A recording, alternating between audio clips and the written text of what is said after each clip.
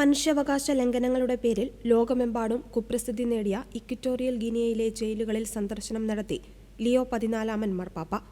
4 രാഷ്ട്രങ്ങൾ ഉൾപ്പെട്ട ആഫ്രിക്കൻ പര്യടനത്തിന്റെ സമാപനത്തോടനുബന്ധിച്ചാണ് അദ്ദേഹം ബാറ്റയിലെ തുറമുഖ നഗരത്തിലുള്ള ജയിലുകൾ സന്ദർശിച്ചത്.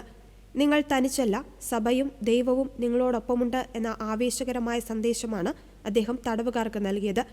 ട്രംപ് ഭരണകൂടവുമായുള്ള വിവാദ കരാറുകളുടെ ഭാഗമായി അമേരിക്കയിൽ നിന്ന് നാടുകടത്തപ്പെട്ട കുടിയേറ്റക്കാരെ സ്വീകരിക്കുന്ന രാജ്യങ്ങളിൽ ഒന്നാണ് ഇക്വറ്റോറിയൽ ഗിനിയ എന്ന വാർത്തകൾ പുറത്തുവന്നതിന് പിന്നാലെയാണ് മാർപ്പാപ്പയുടെ ഈ സന്ദർശനം എന്നതും ശ്രദ്ധേയമാണ്. ജയിലിലെ സെൻട്രൽ കോർട്ട്യാർഡിൽ ഒത്തുചേർന്ന അന്തേവാസികളെ അഭിസംബോധന ചെയ്യവേ നീതി എന്നത് കേവലം ശിക്ഷാവിധി മാത്രമല്ലെന്നും അത് മനുഷ്യന്റെ അന്തസ്സിനെ ഉയർത്തിപ്പിടിക്കുന്നതാകണമെന്നും അദ്ദേഹം അധികാരികളെ ഓർമ്മിപ്പിച്ചു. ജയിലിലെ അന്തേവാസികൾക്കൊപ്പം മഴയത്ത് ചെലവഴിച്ച അദ്ദേഹം വ്യക്തിപരമായ താൽപര്യങ്ങളെക്കാൾ പൊതുനന്മയ്ക്ക് മുൻഗണന നൽകുന്ന ഒരു സമൂഹം കെട്ടിപ്പടുക്കുവാൻ എല്ലാവരോടും ആവശ്യപ്പെട്ടു.